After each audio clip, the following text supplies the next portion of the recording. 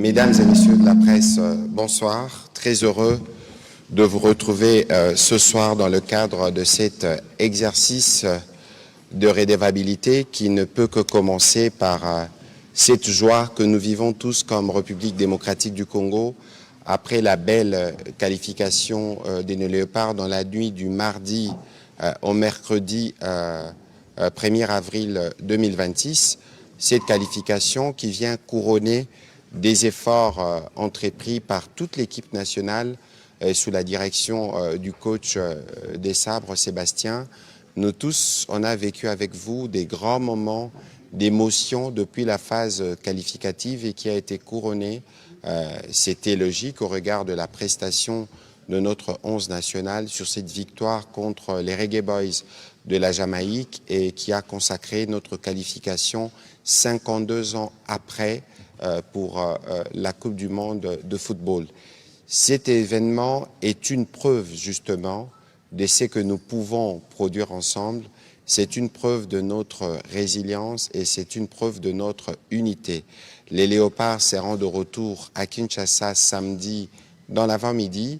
Je crois que pour tous les Quinois, il faudrait que tous nous nous mobilisons parce qu'à travers la célébration des nos Léopards, nous célébrons notre drapeau. D'ailleurs, on va conseiller aux uns aux autres de se munir de leur drapeau parce que c'est une fierté pour nous comme République démocratique du Congo de marquer ces pas historiques, évidemment, une qualification que nous dédions à nos populations qui sont sous occupation parce qu'eux aussi ont à leur tour célébré ces moments historiques. Voilà, je ne pouvais pas ne pas parler de ces sujets qui nous occupent encore et qui nous occupera pour les jours à venir parce que cette fois-ci, nous voulons battre les records de 72. On ne va pas seulement être qualifiés, mais nous voulons marquer au moins un but et nous voulons nous qualifier pour les phases suivantes et pourquoi pas rêver d'atteindre un plus haut niveau dans cette compétition internationale. C'est pas cela l'objet de notre briefing de ce soir, mais nous devions rendre un hommage mérité à nos 11 nationales. Ce soir, nous allons revenir sur la situation dans le Sud Kivu.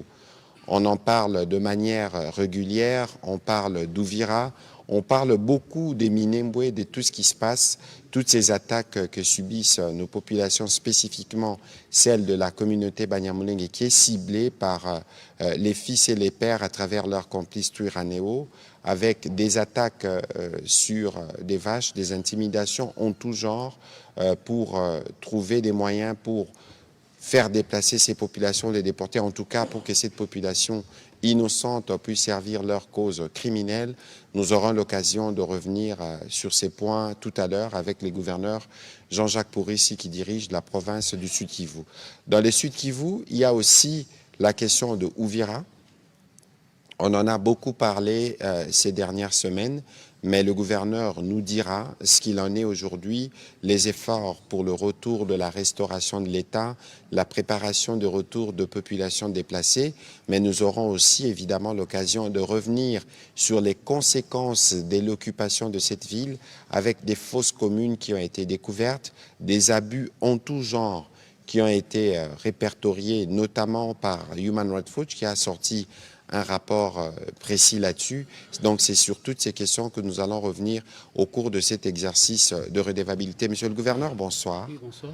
Évidemment, avant que nous ne puissions rentrer dans les sujets de notre briefing de ce soir, nous voulons savoir comment les populations du Sud Kivu ont vécu la qualification des Léopards pour la prochaine édition de la Coupe du monde de football. Merci beaucoup, monsieur le ministre. Bonjour à tous, bonsoir à tous. Je voulais ici dire que la population, d'abord avant d'en arriver là, je voulais présenter mes hommages les plus profonds aux populations du Sud Kivu et toutes les zones occupées par l'AFC M23 appuyée par le Rwanda, qui sont encore massacrées, violées, enlevées, torturées. Et donc les graves violations des droits de l'homme que vous veniez d'évoquer ici tout à l'heure sont l'objet de l'AFC M23 appuyée par le Rwanda. Et là, voilà, la population, elle est résistante, elle est résiliente, malgré les défis, malgré les intimidations, les tortures, malgré le pillage systématique de leurs biens. Eh bien, la population a fait la fête, elle reste résistante, elle reste résiliente, Et il a espoir que de la même manière que le président de la République, chef de l'État Félix Antoine Tshisekedi Tshilombo, vient de réussir cet exploit, de nous envoyer encore une fois la Coupe du Monde 52 ans après, de la même manière, la victoire est devant nous. Le président de la République nous a dit, il y a encore peu de temps, que la ville d'Ouvira sera récupérée d'ici une trentaine de jours.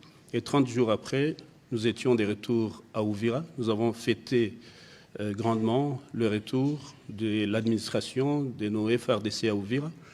Et aujourd'hui, la fête d'hier, la célébration a eu lieu partout en République démocratique du Congo, mais dans tous les territoires du Sud Kivu également. Eh bien, cela montre tout simplement que la population continue à espérer, continue à croire aux engagements, à la détermination, la vision du président de la République, Félix Antoine Tshisekedi Tshilombo, qui du fait qu'on a gagné, on a été envoyé à la Coupe du Monde 52 ans après. De la même manière, nous allons rentrer bientôt à Sange, à Kamanyola, à Bukavu. Nous allons récupérer bientôt tous les territoires qui sont sous occupation ennemie. Et donc l'espoir est permis, de la même manière que nous avons dansé partout hier, de la même manière, bientôt, d'ici peu de temps, nous allons danser dans ces zones occupées que nous allons bientôt récupérer. Voilà ce que je peux dire, Monsieur le ministre. Voilà, Monsieur le gouverneur, avec vous, il y a évidemment beaucoup de choses à dire.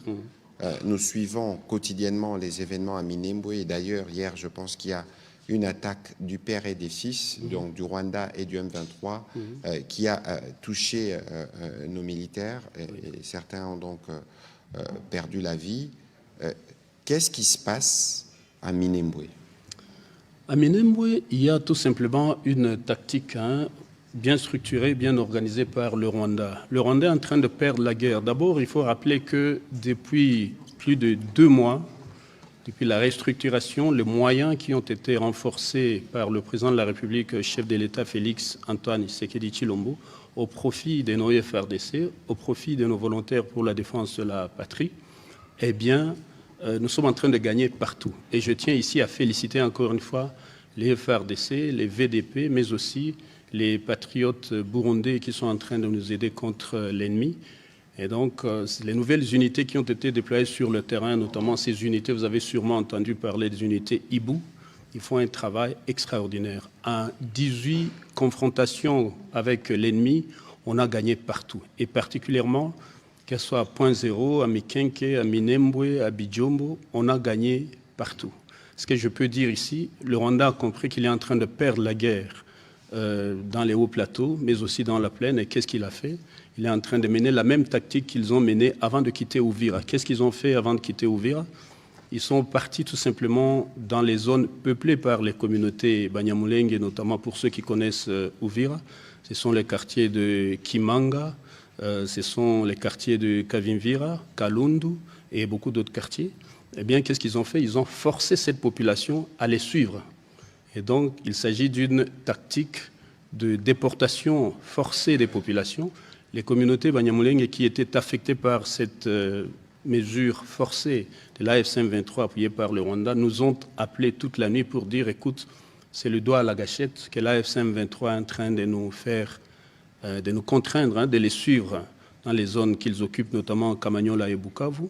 Et je crois que c'est la même tactique qui est en train d'être utilisée à Minembwe. La première tactique est d'abord d'intimider la population, nos communautés Banyamulenge. Ces communautés ont refusé de les suivre. Et qu'est-ce qu'ils ont fait? Ils ont d'abord commencé par torturer, violer, enlever et tuer. Ils ont utilisé des drones contre nos populations, contre nos militaires. Mais aussi et surtout, ils ont commencé à massacrer les vaches.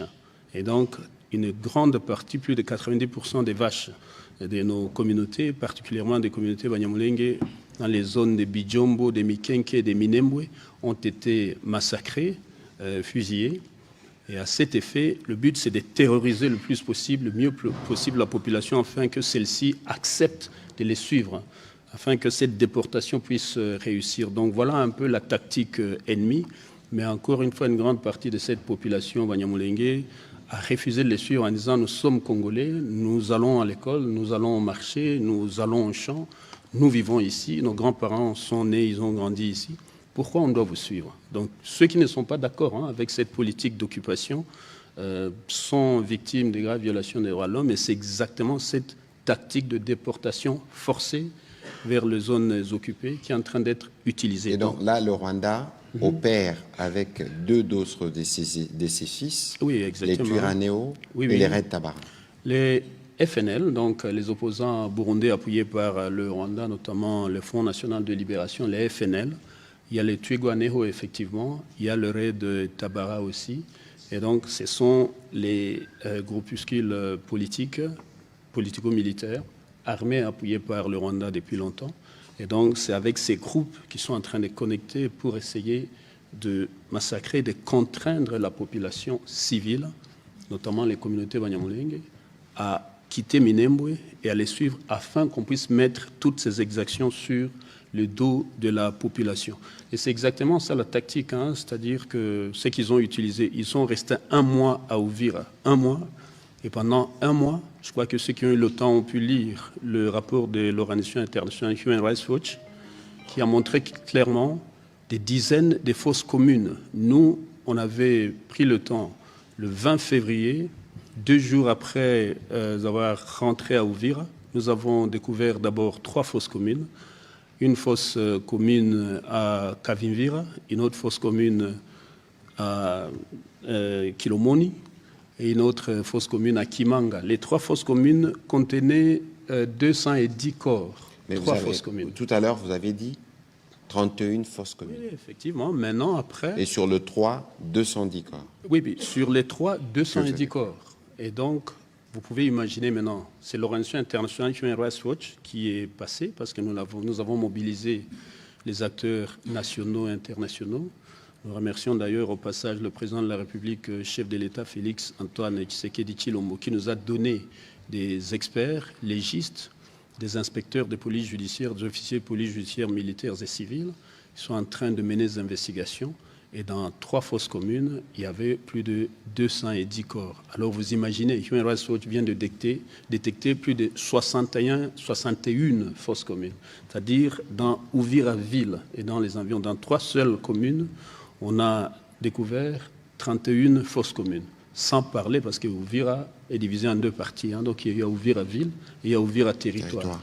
Et donc dans ces zones, comme là où ils occupent, eh bien, on peut s'imaginer un carnage terrible. Donc, c'est ça la tactique. Et vous allez voir qu'après s'être retirés de Minembwe, des zones qu'ils occupent comme Lemera, comme Sangue, comme Bouguera, Kamanyola, eh bien, on peut s'attendre à une terrible tragédie, des crimes de masse. Et nous demandons encore une fois à la communauté internationale vraiment d'apporter la même importance aux crimes graves qui sont commis par ces ennemis, de la même manière qu'ils ont apporté la même pertinence et la même importance aux crimes de génocide et aux autres crimes de guerre dans la sous-région. En tout cas, au niveau du gouvernement, nous avons déjà dit qu'il y aura évidemment 2 enquêtes à notre niveau, mais aussi dans le cadre de la mission internationale d'enquête mise en place par le Haut Commissariat aux droits de l'homme. On aura évidemment l'occasion de revenir, mais monsieur le gouverneur, spécifiquement sur cette question d'Uvira, au-delà justement de cas déplorés par leur occupation, il y avait des inquiétudes sur la population Banyamulenge. Est-ce qu'aujourd'hui, vous pouvez dire à toute la nation congolaise qui vous suit ce soir que c'est une question qui était imaginée par les agresseurs, mais qui n'est pas réel aujourd'hui à Uvira? Oui, c'était un montage ennemi. Nous connaissons maintenant, nous qui avons vécu, travaillé dans la région des Grands Lacs pendant plus de 30 ans. Nous sommes nés, nous sommes grandis. Nous savons la tactique ennemie, la tactique du Rwanda. C'est toujours cette politique de victimisation, de se montrer toujours victime et d'ignorer les crimes graves, les crimes de guerre et les crimes contre l'humanité qui sont commis du côté congolais. Donc depuis 1994 jusqu'à ce jour, ça a été toujours la tactique. Mais la réalité est que la population Banyamulenge, dans tous les quartiers, ils vivent très bien. Ceux qui connaissent le quartier d'Uvira, donc il y a le quartier Kimanga, le quartier Route Mwami, le quartier Songo, le quartier Kavimvira, Kilomoni, partout. Ils vont à l'école, ils mangent avec tout le monde, ils vont au champ, Ils vont au marché, ils vont dans des hôpitaux. Et nous-mêmes, dans notre propre gouvernement provincial, nous en avons. On a toutes les communautés, notamment les communautés Babembe, Bavira, Bafuliru, Banyamulenge. Et donc, je dois ici dire, pour préciser aussi que par rapport à la guerre que nous sommes en train de mener contre l'ennemi, l'AF-23 appuyé par le Rwanda, il y a lieu de signaler ici le fait que nous qui avons l'opportunité d'aller sur les lignes de front pour aller regarder comment ça se passe, comment nos forces de défense et de sécurité vivent et travaillent, eh bien, force est de constater que dans nos forces de défense et de sécurité, il y a toutes les communautés que vous trouvez au sud Kivu. Parmi ces communautés, qu'elles soient parmi les FRDC, qu'elles soient parmi les volontaires pour la défense de la patrie, eh bien, vous y trouvez des Bashi, des Babembe, les Bavira, les Bafuliru, les Bahunde, les Babwari, les Banyamulenge. Il y a toutes les communautés qui se retrouvent en train de se battre contre l'ennemi. Mais je dois dire ici aussi que parmi nos forces de défense et de sécurité, on y trouve aussi toutes les provinces. Les 26 provinces sont représentées. Et là, encore une fois, tout le crédit va au président de la République, chef de l'État Félix Antoine Tshisekedi Tshilombo, qui a toujours prêché la cohésion intercommunautaire, qui nous a toujours encouragés à travailler la main dans la main. Donc, les communautés Banyamulenge vivent très bien et travaillent dans de très bonnes conditions avec tout le monde et font face au même type de problèmes que les autres communautés.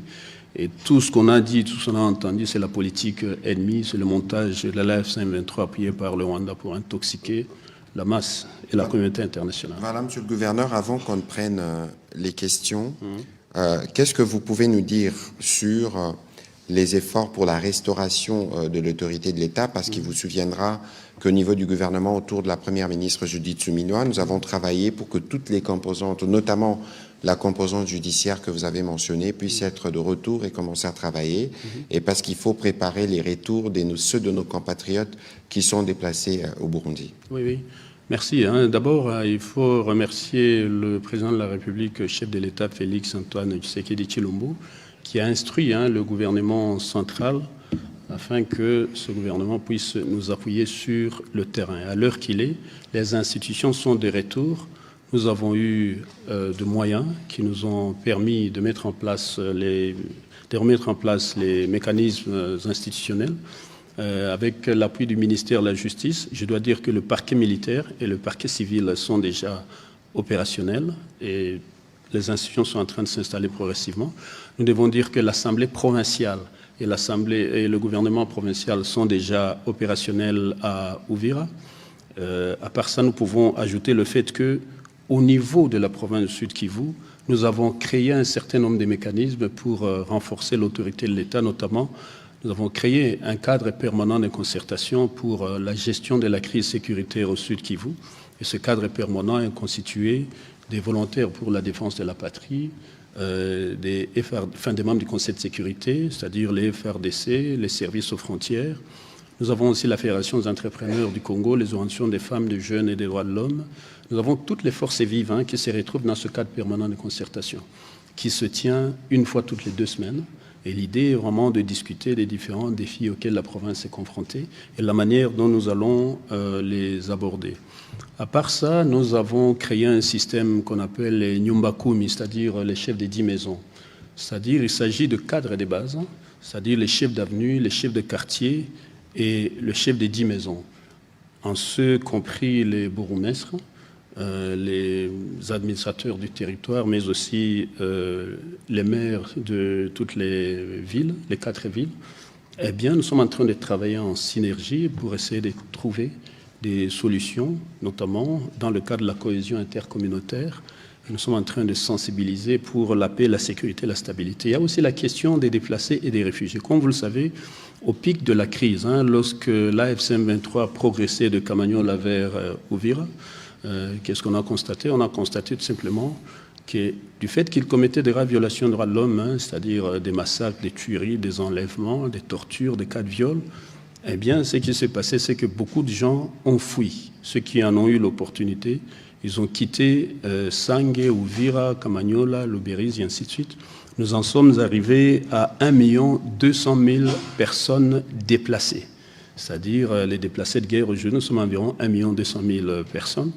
tandis que les réfugiés sont à peu près 800 000 dans les camps en Tanzanie et à part la Tanzanie, il y a aussi le Burundi. Donc voilà un peu par rapport à cette question des réfugiés. Nous avons travaillé d'abord avec le génie militaire, les FARDC, et là pour essayer de faire le balisage complet des zones de retour des déplacés et des réfugiés. Nous avons travaillé avec les autorités burundaises, le haut-commissaire aux réfugiés, et à l'heure qu'il est, il y a beaucoup de nos compatriotes qui sont en train de revenir. Mais pour que tous ces compatriotes puissent rentrer, nous avons d'abord checké les mines antipersonnelles qui auraient été placées ici et là. Et lorsque le processus de déminage a eu lieu, nous avons commencé maintenant à monter des mécanismes avec la communauté internationale. C'est comme ça qu'à partir du 4 de ce mois, nous aurons une commission tripartite qui réunira le haut-commissaire de l'ONU aux réfugiés, le Burundi, mais aussi la RDC. Ça se passera à Kalemi.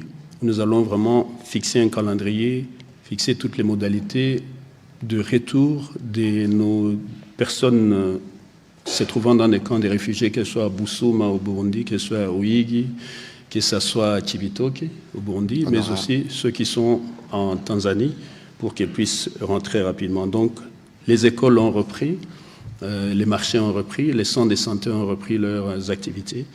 Et nous disons merci au gouvernement qui, à maintes reprises, nous a apporté de l'appui pour les personnes déplacées venant de Kinshasa. Alors, on aura évidemment l'occasion de revenir. On va commencer la série des questions avec Amédée Moirabou, qui sera suivi de Patrick Lacoué et de M. Liévin Luzolo. Amédée Moirabou, pour les comptes de finances et entreprises. En tout cas, je ne pouvais que commencer par cette question. Et je l'adresse aussi bien à son Excellence, Monsieur le ministre de la Communication et Médias, et à Monsieur le gouverneur. On entend de plus en plus parler des retraits, des éléments de l'armée rwandaise et des supplétifs FCM 23. Vous n'en avez pas du tout fait allusion dans votre mot, Monsieur le gouverneur. Alors la question, c'est que vous qui connaissez un peu la région, est-ce que pensez-vous que la population de l'Est peut croire à ces retraits? Est-ce que pensez-vous que ces retraits constituent une mesure de confiance dans les cas du processus de paix? Donc j'adresse cette question aussi bien à Monsieur le ministre qu'à Monsieur le gouverneur. Merci. Bon, écoutez, sur cette question de retrait, il faut la remettre dans son contexte.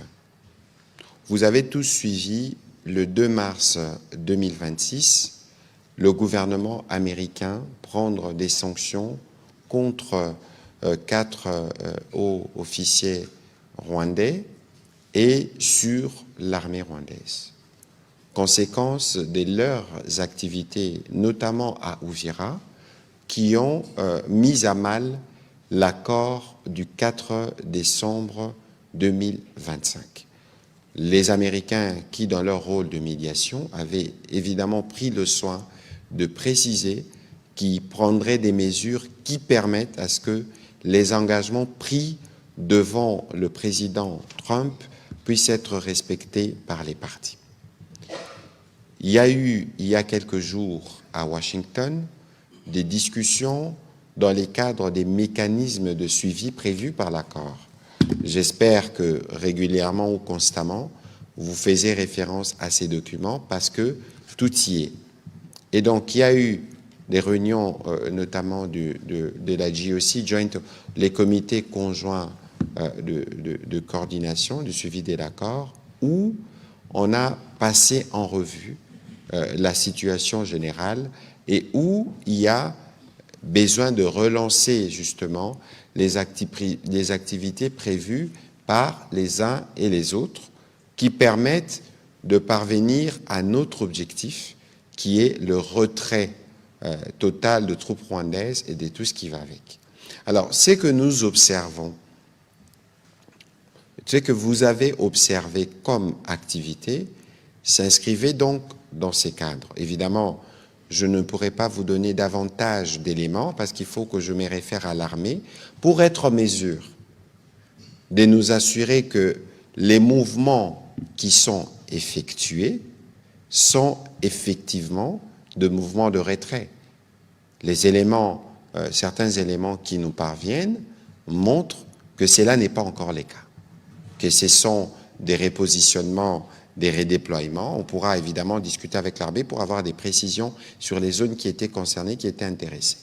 Et dans la foulée, nous, dans les cadres justement de l'accord autour du CONOPS, il est prévu que nous puissions procéder à la sensibilisation et à la reddition des FDLR, qui sont, je rappelle, rwandais. Leur place, c'est au Rwanda, pas en République démocratique du Congo. Et donc, voilà plus ou moins la nature des activités que vous avez vues sur le terrain, dont on a entendu parler, et pour lequel nous devons, nous, avec nos militaires, être en mesure de confirmer pleinement s'il s'agissait des retraits ou pas. En tout cas, ce n'est pas ce que nous entendons pour le moment. On aura l'occasion d'y revenir. Mais pour ce qui nous concerne, dans le cadre de nos engagements, notamment sur la question des FDLR, nous sommes bien évidemment en train de faire notre part pour que ce qui est prévu à Washington puisse donner les résultats escomptés. Et les zones qui étaient concernées, je pense qu'elles étaient pour la plupart dans la province du Nord Kivu. Je ne sais pas si les gouverneurs ont l'un ou l'autre élément, mais sinon on peut passer à la prochaine question. Allez-y, s'il vous plaît. Merci. Au fait, hein, il faut dire ici que le gouvernement rwandais et leurs supplétifs de l'AFC-M23 ne veulent pas quitter. S'il n'y a pas la contrainte, qu'elle soit diplomatique, politique ou militaire, ces gens ne vont jamais quitter.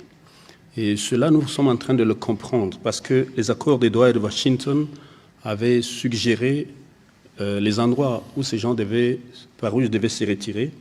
Et donc, on a parlé de sur les hauteurs, hein, c'est-à-dire dans la zone du haut plateau, ils devaient se retirer jusqu'à Kaziba, c'est-à-dire à 75 km.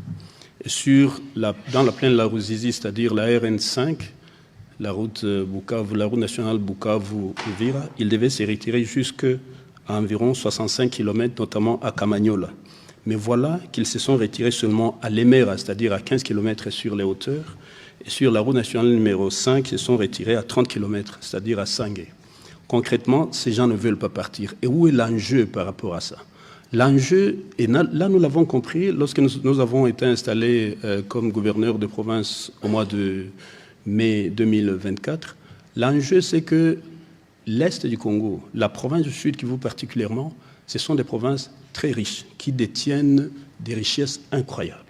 Rapidement, je voulais juste vous dire que nous avons mené des recherches et des investigations dans le cadre des mémoires de nos étudiants et la recherche avait montré que la province du Sud Kivu est aussi riche, 14 fois plus riche que le Grand Katanga réuni, en termes de minéraux stratégiques. C'est-à-dire, il y a 30% des minéraux déjà exploités en cours d'exploitation, c'est-à-dire la cassiterite, le coltan, l'or et le wolframite.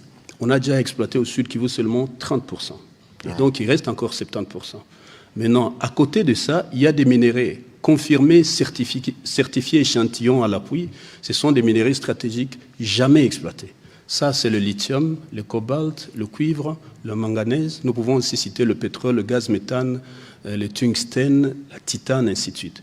Ces minéraux ne sont pas encore exploités. Lorsque nous avons compris ça, je crois que vous avez suivi qu'au mois le 18 juillet 2024, nous avons fermé toute activité minière sur l'ensemble de la province du Sud Kivu. Et nous avons convoqué toutes ces entreprises qui exploitent illégalement. Qu'est-ce que nous avons constaté? 1750 entreprises minières à capitaux chinois exploitant nos minéraux dans le territoire de Walungu, Mwenga, Shabunda, Uvira, mais aussi à Fizi. Et ces 1750 entreprises n'ont ni bureau au Sud Kivu, ils n'ont pas de carte de permis de travail, permis d'exploitation, permis de recherche, mais ils sont là depuis 15, 17 ans, 20 ans en train d'exploiter. Et le minimum que chaque entreprise exploite, pour l'or en tout cas, c'est 650 kilos d'or le mois. Si vous calculez qu'un kilo d'or aujourd'hui sur le marché mondial, sur la London Metal Exchange, c'est quand même 160 000 $ américains le kilo. Et donc voilà un peu toutes ces entreprises opérées à partir du Rwanda. Et donc, par la corruption, ils ont acheté tout le monde et donc, voilà un peu. Donc, l'enjeu est majeur. Et lorsque nous avons fait des enquêtes, nous avons constaté que la province du Sud Kivu n'avait jamais, depuis 60 jusqu'à ce que nous venions, c'est-à-dire en 2024, la province n'avait jamais produit plus de 400 000 $ américains le mois en dépit de ses richesses. Alors, lorsque nous avons mis en place toute une série de réformes, notamment la bancarisation, la numérisation, le guichet unique de tous les processus des paiements, la suppression des taxes inutiles, la réduction des taxes, l'arrestation de tous ces Chinois, je crois que vous avez suivi que nous en avons fait condamner environ 66 et nous avons mis à la prison centrale de Bukavu. Lorsqu'on a fait toutes ces démarches, le capital de la province est passé de 400 000 $ américains à 4 800 000 $ américains le mois. C'est-à-dire ce que la province produisait par an. Nous avons sorti ça le mois. Et c'est ça, lorsque nous étions maintenant en situation de pouvoir produire cet argent, nous avons déposé notre plan provincial de développement. Nous avons déposé à la province le budget qui a été voté par l'Assemblée provinciale de 66 millions de $ pour le premier mois, avec une perspective d'environ 2 milliards de $ américains l'année si nous réussissions à mettre toutes ces réformes en place. C'est juste pour dire l'enjeu est majeur. Et donc vous allez voir que même les routes au sud Kivu, les routes ne sont jamais réparées parce que Kopezo, Salamadepi, il faut tous les caca toujours quand vous quittez Uvira, il faut passer par le Rwanda. Ils ont même la Bango 7 800 000 $ américains le mois. Et on comprend tout de suite pourquoi la route nationale numéro 5, c'est-à-dire Bukavu, Nyangezi, Kamanyola, Uvira, n'est jamais réparée. Parce que surtout à Kota Kabakopana, il ne faut pas que cette route fonctionne. Et donc les enjeux, ces gens-là ne partiront pas. Et pourtant, si nous arrivons à appliquer les accords qui viennent d'être cités ici par son Excellence, je crois que nous allons développer des partenariats gagnant-gagnant où le Rwanda, le Burundi, la RDC, tous les pays de la sous-région, toute l'Afrique vont sortir gagnants. Donc voilà un peu l'enjeu. Et évidemment, sur la question du retrait, c'est pour ça que tout à l'heure je disais qu'il faut arriver à les vérifier en langage militaire, c'est que ça veut dire. Parce que le retrait d'une ville comme Uvira, ce n'est pas en restant à 25 km. Oui. En tout cas. Alors, on va aller avec les questions de M. Patrick Lacoué. Merci beaucoup, Monsieur le ministre, pour la parole. Monsieur le gouverneur, vous avez tout à l'heure fait un discours assez explicatif sur la situation, mais je voudrais revenir un peu sur les zones qui sont encore sous contrôle du gouvernement. Oui. Faites-nous une petite cartographie de ces zones qui sont encore sous le contrôle du gouvernement et que le gouvernement essaye de donner cette quiétude à la population par leurs activités, par tout ce qui peut aider la province à évoluer comme il se doit. Deuxième question, tout à l'heure vous avez parlé des mines antipersonnelles. C'est des bombes à retardement, même quand la guerre est finie, ces mines restent. Est-ce qu'il y a possibilité, je reviens un peu sur la nomenclature de cartographie. Est-ce que vous pouvez nous faire une petite cartographie des zones qui ne sont pas encore déminées pour permettre à ces populations de savoir où mettre le pied? Merci. Merci.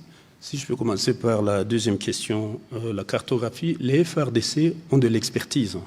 Et donc, il y a le génie militaire, mais aussi, nous avons une équipe qui est venue, que le président de la République et l'ensemble du gouvernement ont déployé à Uvira le plus rapidement possible. C'est les gens de CCLAM, c'est-à-dire ce mécanisme national de lutte contre les mines antipersonnelles. À part ça, nous avons aussi l'équipe du PDDRCERS qui a été déployée rapidement. Ensemble avec l'armée, l'appui de la société civile, nous avons travaillé. Il a été constaté que les zones qui sont sous contrôle de l'État aujourd'hui, ces zones sont exemptes des mines antipersonnelles parce que le déminage a déjà été effectué. C'est-à-dire Uvira, c'est safe aujourd'hui. Jusque là où nous contrôlons jusqu'à Sangue. L'ennemi commence à Sangue jusqu'à Kamanyola et Bukavu. Et donc, d'Uvira à Sangue, nous avons le contrôle et là, il n'y a pas de problème. Maintenant, quelles sont les autres zones sous notre contrôle? Il y a le territoire d'Uvira, le territoire de Fizi, le territoire de Chabunda, le territoire de Mwenga. Nous contrôlons aussi 80% du territoire de Calais, c'est-à-dire, du territoire de Calais justement, c'est-à-dire toute la zone qui va entre Miti, Bitale, Bunyaki jusqu'à Walikale, à la frontière avec le Nord Kivu. Nous contrôlons une grande partie de Walungu. Nous contrôlons aussi une partie par nos VDP. Nous contrôlons une partie d'Idjui, l'île d'Idjui, et le territoire de Kabare. Nous contrôlons une partie, notamment la chefferie de Ninja. Et là, nous tenons à saluer la résistance de nos chefs coutumiers qui ont refusé de partir, qui sont restés dans la résistance en train de lutter dans différents territoires. On ne veut pas les citer ici pour ne pas les mettre en danger par rapport à l'ennemi. Donc, les zones sous notre contrôle, voilà, les mines antipersonnelles ont été nettoyées. Et c'est là où les populations qui vont rentrer. J'ai évoqué ici tout à l'heure la commission tripartite qui aura lieu à Kalemi dans quelques jours. Eh bien, elle va sûrement suggérer que le retour ne puisse pas se faire dans toutes les zones. Dans les zones ennemies, c'est trop dangereux, parce que nous n'avons pas de contrôle, c'est-à-dire entre Sangue, Kamanyola, et sur les hauteurs, entre Lemera jusqu'en haut. Par contre, les zones de Mikenke, Minembwe, Point Zéro, les zones de Bijombo, les zones qui sont sous notre contrôle, il n'y a pas de problème, la population peut rentrer. Les zones des Baraka, des Mboko, donc nous sommes voilà, sous contrôle, enfin ces zones sont sous contrôle et les mines antipersonnelles ont été sorties. Juste une petite anecdote, c'est que les communautés, les ennemis de notre pouvoir, notamment les Azarias Ruberwaf, les Nyarugabo, ainsi de suite, faisaient une campagne lorsque l'ennemi venait de se retirer d'Ouvira jusqu'à Kamanyola. Ils ont apporté une partie de la population. Et ces gens sont partis dans les médias pour nous pousser les autorités à ce que les écoles puissent rouvrir le lendemain. Par précaution, nous sommes allés dans le quartier Kimanga pour aller rencontrer les communautés Banyamulenge et d'autres communautés. Et là, on nous poussait en disant il faut que l'école puisse ouvrir demain. Quand nous sommes partis, nous avons demandé quand même à l'armée de faire un check-up complet des écoles, de toutes les écoles dans le quartier. Et on a trouvé que les mêmes ennemis AFC M23 appuyés par le Rwanda et le Rwanda dans le quartier Banyamulenge, qu'est-ce qu'ils ont fait? Ils ont placé des mines antipersonnelles en dessous des pupitres. C'est-à-dire, on a démonté le ciment, on a intégré la mine et on y a mis un pupitre. Donc, il suffisait de bouger le pupitre pour que toute l'école explose. Et ça, c'est l'école des enfants à Banyamulenge. Pour ceux qui connaissent Ouvira, c'est Don Bosco, l'école Don Bosco. Et donc, voilà un peu. Heureusement que nos forces ont été stratégiques. On a libéré toutes ces mines antipersonnelles, on a détecté les stocks, ainsi de suite. Donc, il suffisait juste qu'on y fasse entrer les élèves. Ça explosait tout de suite et il y aurait des dégâts importants qui seraient attribués aux autorités, mais aussi à nos FRDC. Maintenant, les territoires sous notre contrôle, les activités normales se poursuivent. Les administrateurs du territoire sont opérationnels, les FRDC sont opérationnels.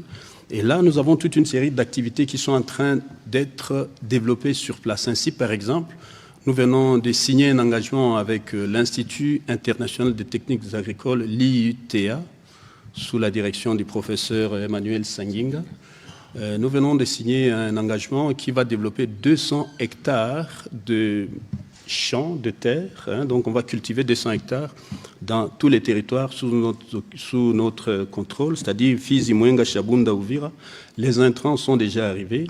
Nous voulons développer des champs cacaoyers et nous remercions le président de la République qui a donné instruction qu'on puisse appuyer notre province du Sud Kivu. Et là, je peux vous dire que les premiers intrants de cacao sont déjà déposés à Shabunda. Nous pouvons vous dire que l'aéroport de Shabunda sera renforcé, amélioré dans le territoire des Bakissi. Et donc, à part ça, nous avons l'aéroport d'Ouvira qui va démarrer. Le chef de l'État vient de nous donner le feu vert. Il y a aussi l'aéroport de Malinde à Fizi et l'aéroport à Mwenga. Donc, c'est pour dire que les activités se poursuivent. Et là, nous venons de construire aussi, nous allons commencer bientôt la construction des pavés, donc des routes pavées à Uvira et à Baraka, grâce au fonds des pétroliers. Donc c'est la contribution des pétroliers au développement de la province. Donc les projets continuent et les activités ne vont pas pour autant s'arrêter. C'est ça aussi la résilience et la résistance face à l'ennemi. Il faut qu'ils voient que les activités continue malgré les intimidations, les menaces, ainsi de suite. Voilà, on va prendre les questions de M. Liévin de Zolo, puis ce sera M. Martin Moudimbi et Corneille Lubaki. Merci, Monsieur le Gouverneur. Et ma première question est de savoir, depuis que vous êtes revenu en province, chez vous à Uvira, il y a eu ouverture du port principal qui dessert la ville. Qu'en est aujourd'hui par rapport aux retombées économiques? Parce qu'on a ajouté, en dehors d'Ouganda, on a ajouté, du Burundi, on a ajouté la Tanzanie, mais aussi les Suds, la Zambie. Qu'en est-il des retombées économiques? Ma deuxième question, par rapport à la communauté humanitaire, comment pouvait-elle avoir accès à votre province? Est-ce qu'il n'y a que la ville d'Uvira ou aussi d'autres villes par laquelle la communauté humanitaire pouvait accéder pour servir les populations en situation de catastrophe? Monsieur le ministre de la Communication, aujourd'hui, c'est déjà le 2 avril. Et le 1er avril, c'était la date butoir quant à l'ultimatum du Trésor américain par rapport à l'armée rwandaise. Comment la RDC peut-elle mettre à profit cette date pour que les Américains continuent à faire pression sur le Rwanda? Ma deuxième question, c'est qu'en est-il des zones sous contrôle ou encore sous occupation quant à la traque des FDLR? Parce que vous avez dit, le gouvernement a annoncé officiellement qu'il va pourchasser les FDLR. Merci. Bon, écoutez, sur votre première question, je ne suis pas au courant d'un quelconque ultimatum qui avait été donné. Peut-être que je n'ai pas eu l'occasion de tout suivre, mais toujours est-il que nous sommes en médiation avec les gouvernements américains et qui a, y compris les moyens techniques de vérifier les déclarations des uns des autres. Ici, je rappelle ce que je disais tout à l'heure, c'est que le 2 mars, on a donné cet ultimatum, dès le 2 mars plutôt, dès qu'on a donné les sanctions américaines contre les autorités, l'armée rwandaise et les différents officiers, les Américains venaient de donner un signal. C'est peut-être la difficulté que nous avions eu dans la médiation initiale à Luanda, où le président angolais n'avait peut-être pas de moyens de coercition qui pouvaient contraindre le président rwandais à respecter les accords. Vous avez suivi ce que les gouverneurs a dit tout à l'heure, notamment autour des enjeux économiques et du fait que, en tout cas, pour les Rwandais, ils n'imaginent pas, en tout cas le régime du président Kagame, à survivre sans maintenir ces différentes activités de notre côté. Et donc, de toute évidence, nous avons des engagements sur lesquels nous allons travailler pour que l'accord puisse être implémenté. Et dans la partie des engagements qui nous concernent, en parlant justement de la question des FDLR, il ne faut pas oublier que ces questions ont fait l'objet des discussions à Luanda. Et dans les discussions qui ont abouti notamment à la mise en place du CONOPS, il était prévu normalement des activités, et c'est sur quoi nous travaillons, des activités de sensibilisation. Parce que ce sont des sujets rwandais qui sont sur notre territoire, mais ce n'est pas tous ces sujets qu'on dit FDLR parfois abusivement, qu'il faut procéder par la sensibilisation. Il faut le faire, et on a commencé à le faire dans la seule zone qui nous concerne où il y a ces éléments. Vous avez vu que la MONUSCO s'est aussi mise à contribution parce que c'est un travail que nous faisons des communs accords et je pense que dans les jours qui viennent, au fur et à mesure que nous aurons des résultats, nous serons en mesure de communiquer utilement pour dire comment on évolue. C'est que les uns les autres doivent savoir, ce que nous avons plus besoin de la paix que le Rwandais. Parce que nous, quand nous regardons justement, les gouverneurs parlaient tout à l'heure des populations déplacées, de populations qui doivent revenir, nous avons, nous, intérêt très rapidement à avancer vers la résolution de cette crise. Je pense que l'engagement du président de la République, plusieurs fois renouvelé, va dans ce sens. Et c'est dans ce sens aussi que nous allons continuer à travailler, notamment sur la question des FDLR dans les différentes phases qui sont prévues dans les CONOPS pour que nous puissions atteindre l'objectif final recherché. Ça veut dire que ces FDLR ne représentent plus le prétexte menaçant du Rwanda et qui retournent dans leur pays au Rwanda parce qu'ils ont eux aussi le droit de vivre dans la société rwandaise. Voilà.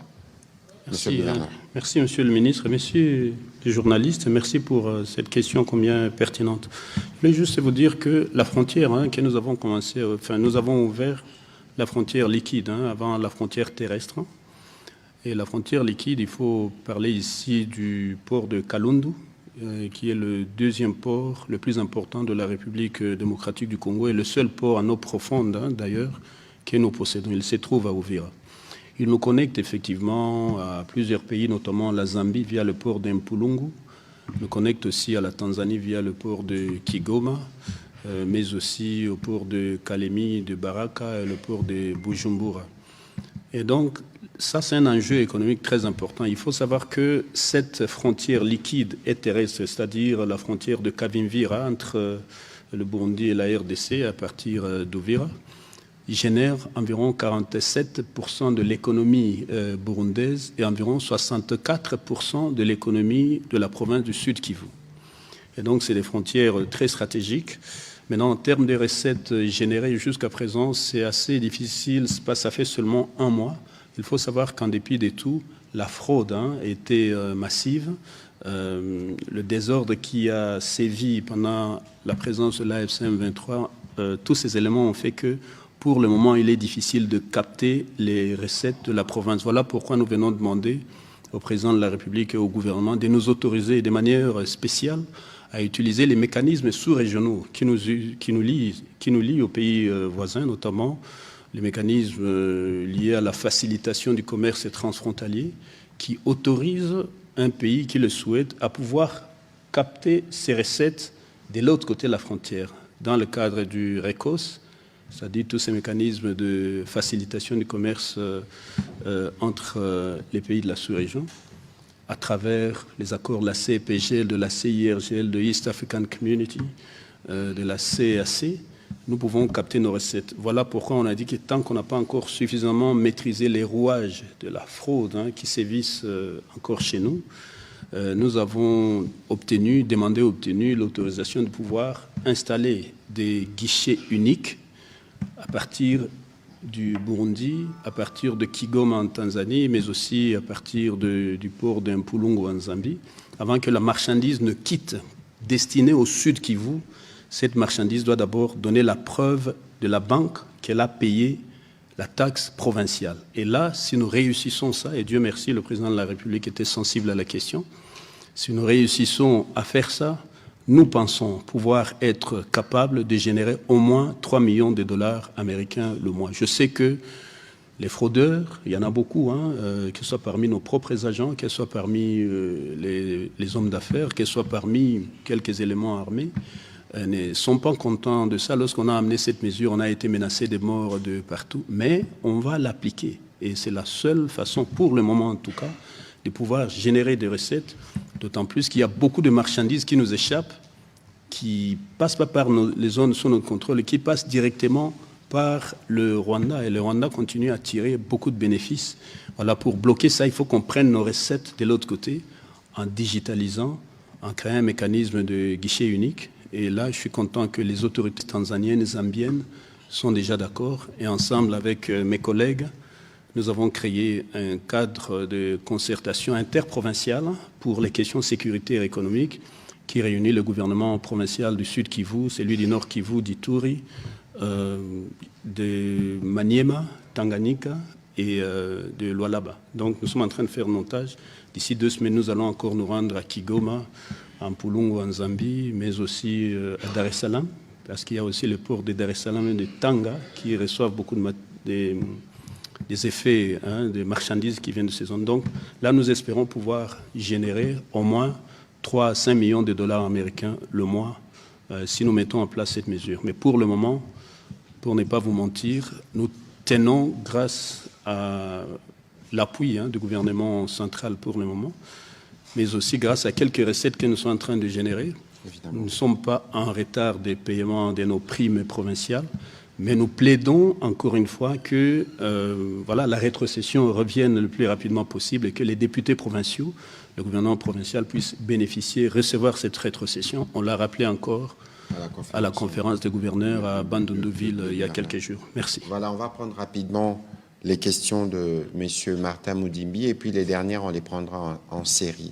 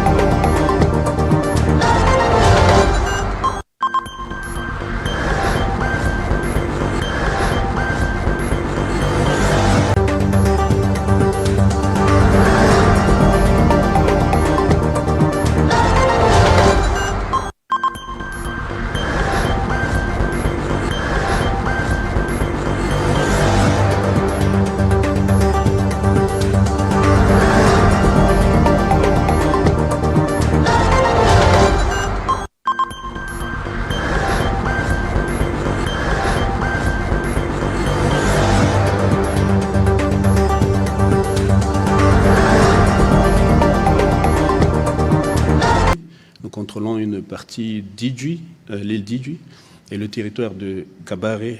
Nous contrôlons une partie, notamment la chefferie de Ninja. Et là, nous tenons à saluer la résistance de nos chefs coutumiers qui ont refusé de partir, qui sont restés dans la résistance en train de lutter dans différents territoires. On ne veut pas les citer ici pour ne pas les mettre en danger par rapport à l'ennemi. Donc, les zones sous notre contrôle, voilà, les mines antipersonnelles ont été nettoyées. Et c'est là où les populations qui vont rentrer. J'ai évoqué ici tout à l'heure la commission tripartite qui aura lieu à Kalemi dans quelques jours. Eh bien, elle va sûrement suggérer que le retour ne puisse pas se faire dans toutes les zones. Dans les zones ennemies, c'est trop dangereux parce que nous n'avons pas de contrôle, c'est-à-dire entre Sangue, Kamanyola et sur les hauteurs entre Lemera jusqu'en haut. Par contre, les zones de Mikenke, Minembwe, Point Zéro, les zones de Bijombo, les zones qui sont sous notre contrôle, il n'y a pas de problème, la population peut rentrer. Les zones des Baraka, des Mboko, donc nous sommes voilà, sous contrôle, enfin ces zones sont sous contrôle et les mines antipersonnelles ont été sorties. Juste une petite anecdote, c'est que les communautés, les ennemis de notre pouvoir, notamment les Azarias Rubewa, les Nyarugabo, ainsi de suite, faisaient une campagne lorsque l'ennemi venait de se retirer d'Ouvira jusqu'à Kamanyola. Ils ont apporté une partie de la population. Et ces gens sont partis dans les médias pour nous pousser les autorités à ce que les écoles puissent rouvrir le lendemain. Par précaution, nous sommes allés dans le quartier Kimanga pour aller rencontrer les communautés Banyamulenge et d'autres communautés.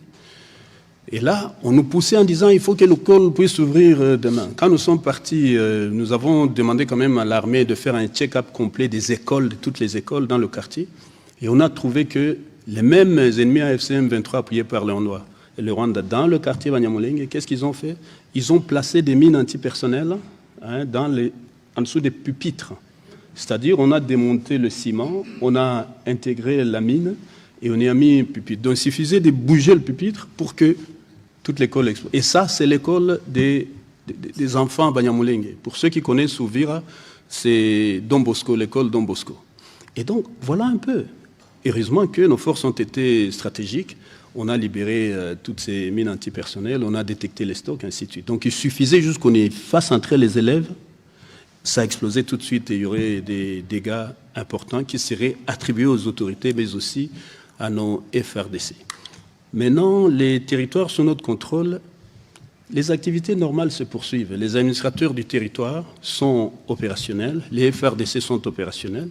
Et là, nous avons toute une série d'activités qui sont en train d'être développées sur place. Ainsi, par exemple, nous venons de signer un engagement avec l'Institut international des techniques agricoles, l'IUTA, sous la direction du professeur Emmanuel Sanginga.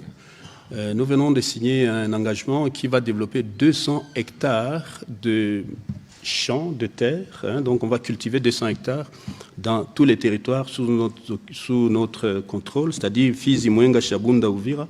Les intrants sont déjà arrivés. Nous voulons développer des champs cacaoyers et nous remercions le président de la République qui a donné instruction qu'on puisse appuyer notre province du Sud Kivu. Et là, je peux vous dire que les premiers intrants de cacao sont déjà déposés à Shabunda. Nous pouvons vous dire que l'aéroport de Shabunda sera renforcé, amélioré dans le territoire de Bakissi. Et donc, à part ça, nous avons l'aéroport d'Ouvira qui va démarrer. Le chef de l'État vient de nous donner le feu vert. Il y a aussi l'aéroport de Malinde à Fizi et l'aéroport à Mwenga. Donc, c'est pour dire que les activités se poursuivent. Et là, nous venons de construire aussi, nous allons commencer bientôt la construction des pavés, donc des routes pavées à Ouvira et à Baraka, grâce au fonds des pétroliers. Donc c'est la contribution des pétroliers au développement de la province. Donc les projets continuent et les activités ne vont pas pour autant s'arrêter. C'est ça aussi la résilience et la résistance face à l'ennemi. Il faut qu'ils voient que les activités continuent malgré les intimidations, les menaces, ainsi de suite. Voilà, on va prendre les questions de messieurs Liévin Luzolo, puis ce sera monsieur Martin Moudimbi et Corneille Lubaki. Merci, monsieur le gouverneur. Et ma première question est de savoir, depuis que vous êtes revenu en province, chez vous à Ouvira, Il y a eu ouverture du port principal qui dessert la ville. Qu'en est aujourd'hui par rapport aux retombées économiques? Parce qu'on a ajouté, en dehors d'Ouganda, on a ajouté, pardon, du Burundi, on a ajouté la Tanzanie, mais aussi les Suds, la Zambie. Qu'en est-il des retombées économiques? Ma deuxième question, par rapport à la communauté humanitaire, comment pouvait-elle avoir accès à votre province? Est-ce qu'il n'y a que la ville d'Ouvira ou aussi d'autres villes par laquelle la communauté humanitaire pouvait accéder pour servir les populations en situation de catastrophe? Monsieur le ministre de la Communication, aujourd'hui, c'est déjà le 2 avril. Et le 1er avril, c'était la date butoir quant à l'ultimatum du Trésor américain par rapport à l'armée rwandaise. Comment la RDC... Je ne suis pas au courant d'un quelconque ultimatum qui avait été donné. Peut-être que je n'ai pas... Nous sommes en médiation avec les gouvernements américains et qui a, y compris les moyens techniques de vérifier les déclarations des uns des autres. Ici, je rappelle ce que je disais tout à l'heure, c'est que le 2 mars, on a donné cet ultimatum, dès le 2 mars plutôt, dès qu'on a donné les sanctions américaines contre les autorités, l'armée rwandaise et les différents officiers, les Américains venaient de donner un signal. C'est peut-être la difficulté que nous avions eu dans la médiation initiale à Luanda, où le président angolais n'avait peut-être pas de moyens de coercition qui pouvaient contraindre le président rwandais à respecter les accords. Vous avez suivi ce que les gouverneurs a dit tout à l'heure, notamment autour des enjeux économiques et du fait que, en tout cas pour les Rwandais, ils n'imaginent pas, en tout cas le régime du président Kagame, à survivre sans maintenir ces différentes activités de notre côté. Et donc, de toute évidence,